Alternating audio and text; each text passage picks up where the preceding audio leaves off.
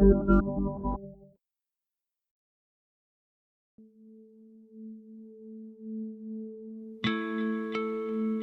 left movement seems to have capsized in India with the advent of the Bharatiya Janata Party and the loss of left-front governments in West Bengal and Tripura. The communist parties are barely able to provide a strong opposition with the cadres no longer visible on the ground. Before 2014, the left parties had played a major role in bringing coalitions together at the center, but no longer, leading then to the questions. Can the left survive only if it is in power in the states? Why can it not build an organization in the states where it is not in power?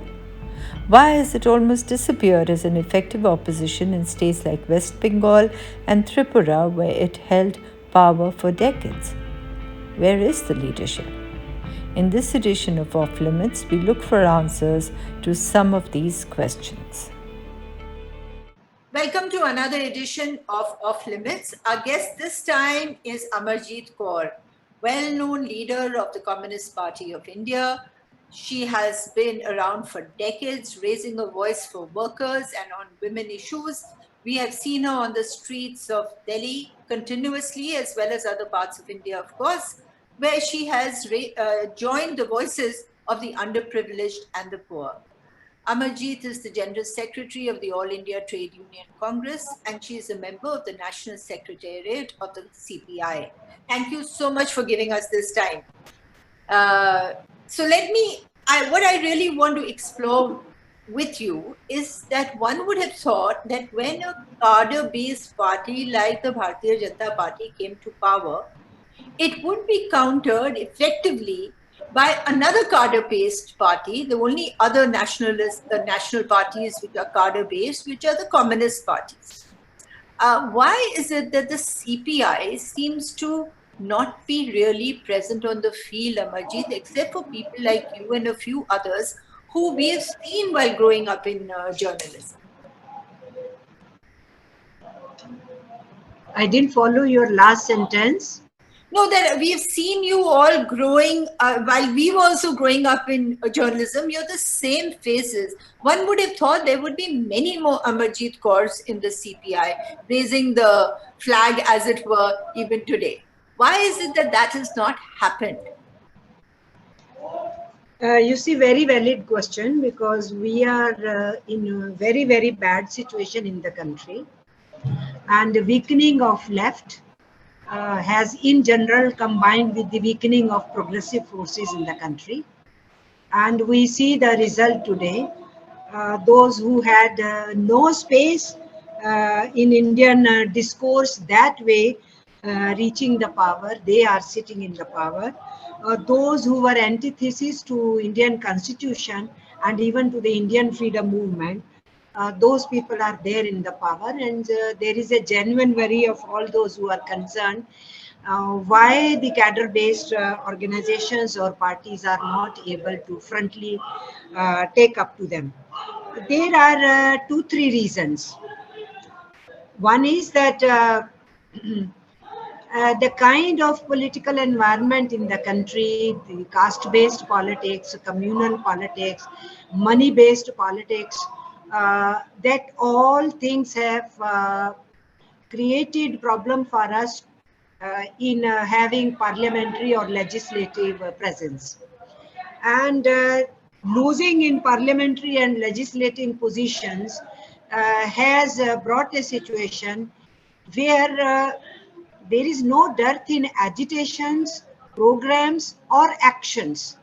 But in parliamentary democracy, if you are not present in parliament or in legislations, you are considered to be a weak force. That perception is there, which is true in a parliamentary democracy, because you have to have places over there, and where the shrinking of the communist movement has happened. There I accept this problem is there. Second thing is that it's not that many more people like our generation could not be created. The second issue is that visibility is not there. The space which communist movement used to get in the vernacular press or other national print media or in the national electronic media, that space is not available to the communist or the progressive forces in general. This development has led to a situation that the cadre-based party, which is there in the ruling, has adopted the methodology of controlling whole of media. It's only little spaces in social media which is available to the left movement or to other progressive sections. The main media which grips the mind of common people, that makes the propaganda reach, that is under control of the cadre-based party ruling in the center, which is actually antithesis of Indian Constitution or our freedom movement, as I said in the beginning. So this So, is another area. I Ji, won't say that the agitations are not happening. The mobilization is not happening, barring this corona period, which was a difficult period for mobilization. But big mobilizations, big strikes, big agitations are happening, but they are not getting percolated down, not bringing in confidence to the people, because they remain localized news and they don't catch right. national See, imagination. the thing is, of course, there's going to be a party in power, and whichever party in power there is, if it is not friendly with the communist movement, its aim will be to crush that and grow in this space. So that you can sort of understand where it's concerned. But what I'm looking at, Amarjit, is internally. What are you doing internally? Because we don't see that kind of जो जोश होता था और एक enthusiasm था और एक तरह की लीडरशिप जो आप लोग में थी वो नहीं दिख रही है. अगर आप देखिए बंगाल में 30 years के बाद the whole party seems to have just withered away, it's disappeared, and same thing seems to be in Tripura. Usually you would think that even if you lose an election you would be there as a strong opposition, पर वो नहीं दिख रहा है. Why? This is valid observation. Ji I won't say it is wrong observation. Ji This is true that the firebrand leaders are not coming up. This is true. That kind of growth, which used to be a continuum sort of a thing, right. there is a halt in that. And it is much to do also along with the division in the communist movement. If you see from post 64, then 66, 67 happens, means the Communist Party splits. Then the further splits happen when Naxalism begins in 66, 67. And then onwards, what has been the loss? One has to go into that historical aspect. When we look at we find the weakness brewing at present stage. Lots of communist cadres, lots of those people who urged to give up their life for the nation, for the society, for the communist ideas, these splits weakened them. And by 70s, by the time you came, during that time, as because in the late 60s, the agitations for land reforms, land acquisition act, distribution of land and all, those movements were also growing, but the leading force was weakening because of continuous division into that. And 71 onwards, then we see that after the control of Naxalism to some extent 71, 72, but the damage had been done. That whole progression of the communist ideology and the growth of the Communist Party, that because of these splits and then state oppression because of the kind of movement which developed in a rural part, countryside of India, that has have an impact. Because in a political life of a country, it's not 1 year, 2 year or 5 years which matters. What matters, it takes decades.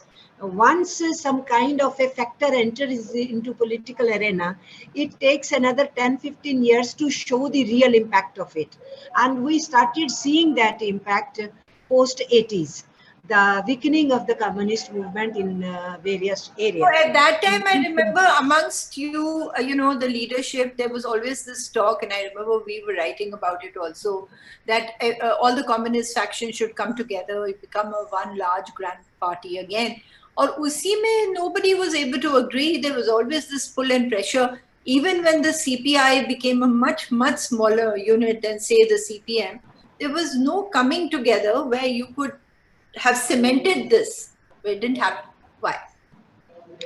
Yeah, I know those efforts were made post 78, Ji. post emergency, and 78, 79 onwards, efforts to bring in the communist movement together. Those efforts were made, which did not succeed. There are various reasons, I won't like to name Right. them. But from Communist Party of India, I would say there was very, very serious attempts made from as far as our party.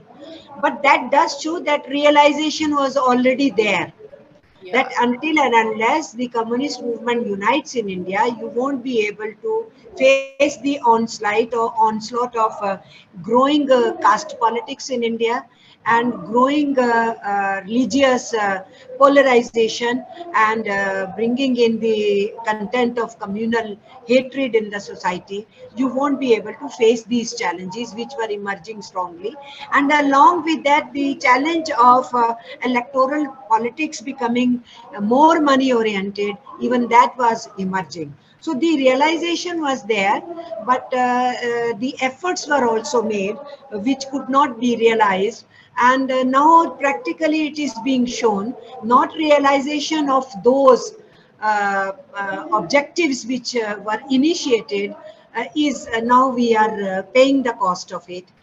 That those who never believed in core values of Indian Constitution, without changing full stop and comma in the Constitution, they are actually trampling upon the Constitution. We are seeing it, we are witnessing it. Civilizational gains of India are being nullified. Right.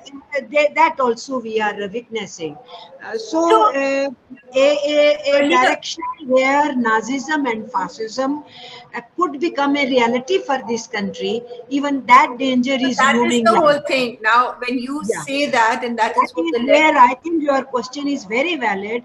If not now, when? If the communists will exactly. not realize now That, you see, yeah. both the things are needed.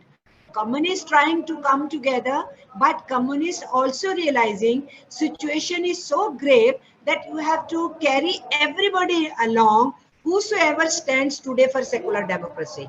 So So that when larger thing, and then the communists coming together to be visible, to be a force to galvanize this situation in but that that particular is direction. showing no signs. Now, if you remember when Sonia Gandhi and the Congress won the first election, then it was really with the left and the communists behind the Congress for the strategy, what to do, how to do things.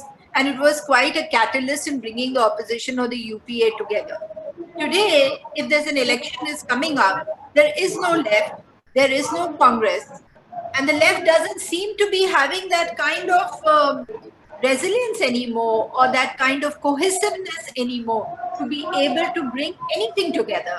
Also, because it's reduced to just one state. You see, the even that experiment which was there 96 to 98 for various parties and Congress coming together, uh, uh, even that should have been carried through for 5 years. Then a situation when Vajpayee ji ruled would have not come, because if these forces working together and then naturally enhancing their own Right. parties also, But then that after is, that, you that brought in the opportunity Congress. was lost. That was the first opportunity lost. But after Vajpayee's rule, when the end of Vajpayee rule was started showing the real face, how Jansangh Party was trying to, this BJP Janata Party was trying to dominate, that brought everybody together as UPA won. But that UPA 1 created a situation where several of the good steps could be taken together. That experiment should have been continued. and a sudden halt of that, and then UPA too, when the left got all weak. This is part of history now. One has to learn lessons from it. So the Right. first opportunity was lost during 96-98 period. After that, when losing that whole situation, that experiment should have continued.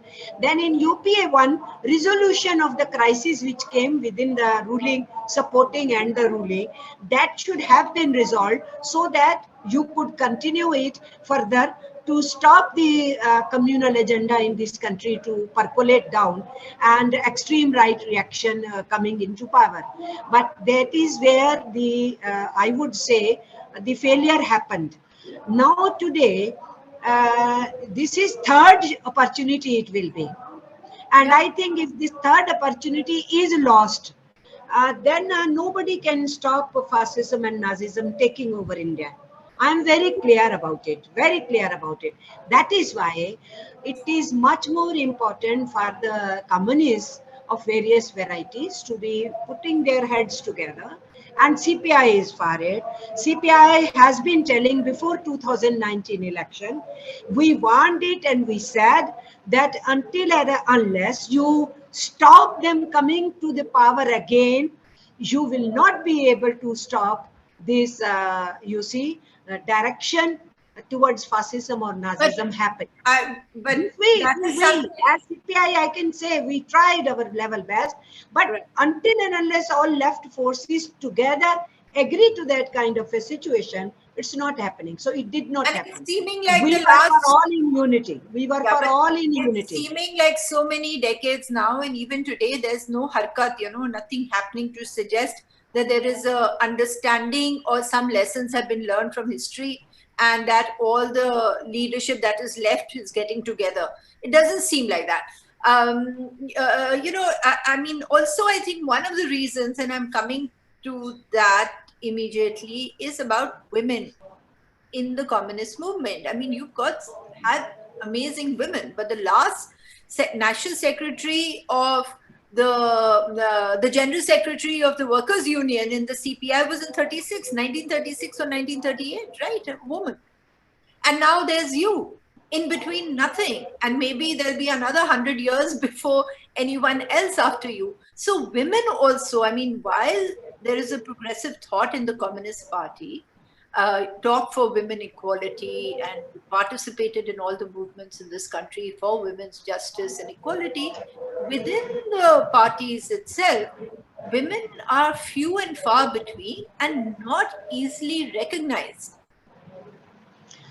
Yes, before I answer that question, I would say that I have not lost hope as far as left coming together to create an environment so that there is pragmatic approach for all to be together in the first phase of war, and that is to save secular democracy in this country, and then leading it to class war will go on, no problem. But first of all, you have to save your society, your nation, from getting doomed, and from not allowing a direction of fascism for this country. So there I still have hopes, and this realization is there in the left, but practical steps which need to be taken, that pragmatic approach is not coming up. So maybe people themselves will force a situation that comes up. That's why I always remain optimist, and I have more hope on people who will be forcing the communists to move in that direction. As regards women coming to the fore, I think no better opportunity than today that the women in the communist movement should be coming forward, because now we are facing one after another attack, because extreme right reactionaries who try to use religion as a base, they not only are against the general human values or the human rights in the society, they are basically patriarchs, feudal in nature, and treating women as objects and commodities. So they are in rule. And every day passing, we understand how the attacks on women are coming up in a subtle way. This is the right movement that the communists should be promoting women more and more to take the battle, because in this coming battle, women will have to play leading role in trade unions, in the political movements, in the communist movement, in the general progressive movement, because they are the worst. They will be the worst victims of that kind of scenario if in future we allow it. So is So anything being done? opportunity is there. Opportunity Anything is being there done? for Anything being having. done on that? Anything being done on that? Of increasing the women's representation and giving women leading roles in the organization? Is something being done about that? Because right now it's not very visible. Yes, yes. In a trade union level, we are making it compulsory, trying to give them a percentage how many women needs to be promoted to the leadership at union level, at state level, at central level. We are trying to make it mandatory so that we can promote them.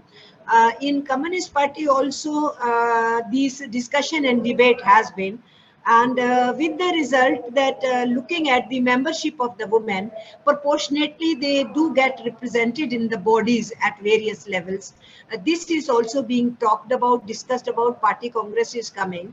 I hope that the percentage of women will increase in the leadership at district, state and all India level. Right. I do I mean, think because it's very necessary. yeah. So as always, when we speak to you, Amarjeet, we are dragging you out of protest because you're one of the most active CPI leaders. I mean, you've been consistent forever. All I can see through journalism also. So I'm coming down to the last question and let you go back to the meeting. But it's I know comparisons are odious, and I don't want to make it a comparison because you're both different ideologies, different people, different functioning. But take this Aam Aadmi Party, it's a tiny little party, right? But electorally and otherwise, it's trying to move out of Delhi. It's done fairly well in Punjab, it's going into Gujarat, it's trying something in Himachal Pradesh. Why is it that the communist parties are sort of still stuck, whatever were the 2 or 3 states where they enjoyed power? We don't see you in an effective way, even in 2 constituencies, say in UP or Bihar or somewhere, so that you can grow.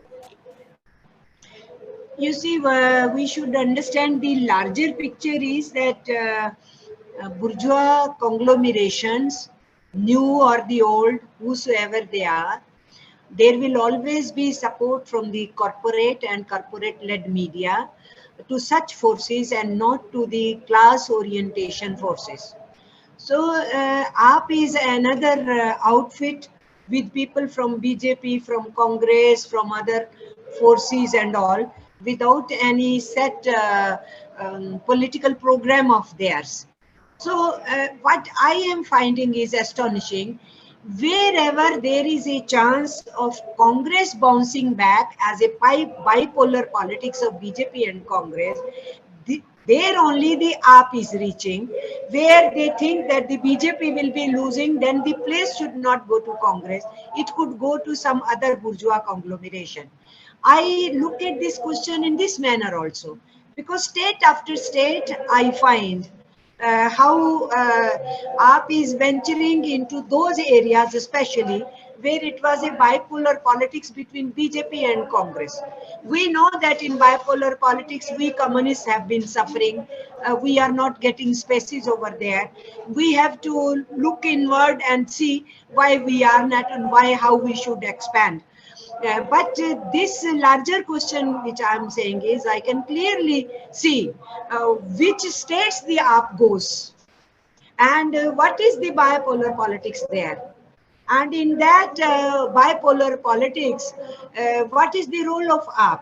Is it only if BJP is going down, then the space has not to go to Congress or another regional party, it could go to AAP, and where why the AAP gets such a tacit support from whole of media and even the corporate media.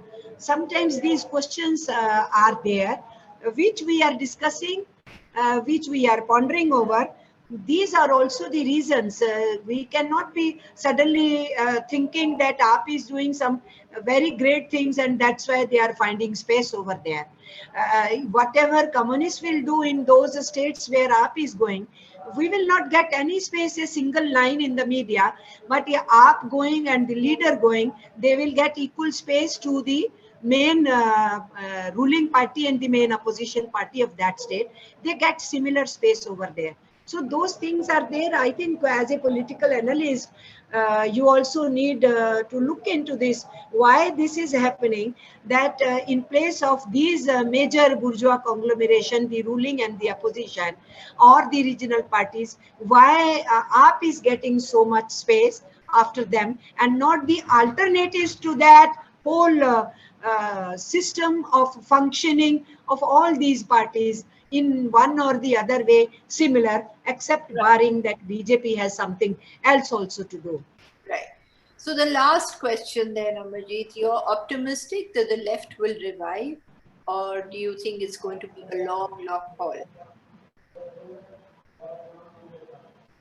What did you say?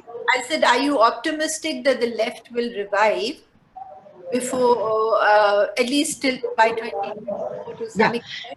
Yeah. Yeah. As I said earlier, I have faith on people. So people did not fail even in 2019. It was only 37% vote with all efforts of BJP and money and communal casteist agenda. Only 37% with that vote they are sitting in vast majority and trying to convert parliamentary democracy into parliamentary dictatorship. 63% people, they were not Muslims or Christians or Sikhs only.